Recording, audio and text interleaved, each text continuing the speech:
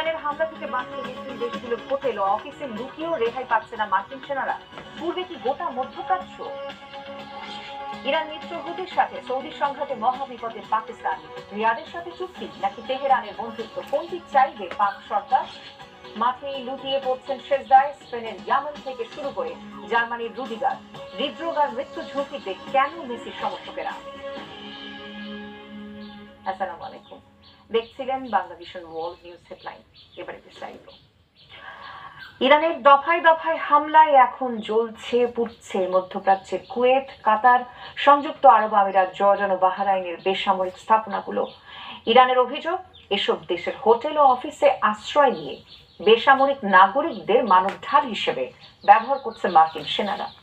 America হামলার জবাবে শান্তি চুক্তিও বাতিল করেছে ইরান। এমন পরিস্থিতিতে শঙ্কা দেখা দিয়েছে, এবার কি যুদ্ধের দাবানলে পূর্বে গোটা মধ্যপ্রাচ্য? অবস্থা কি আগের চেয়েও ভয়ঙ্কর হবে? নাইম আহমেদের ডেস্ক রিপোর্টে বিস্তারিত।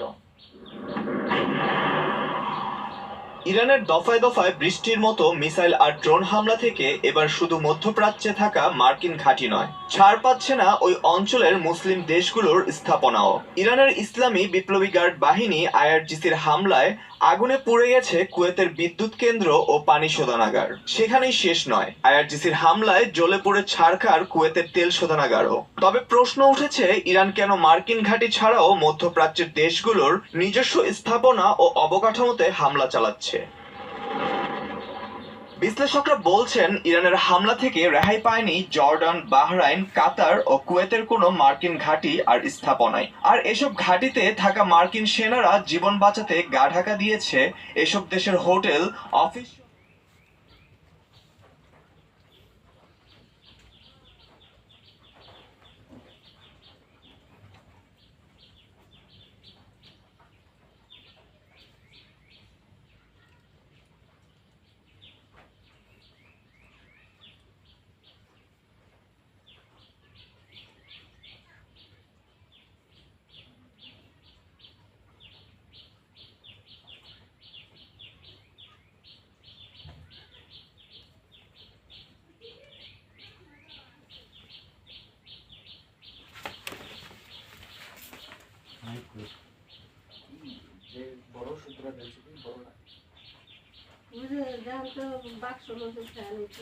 কোনটাই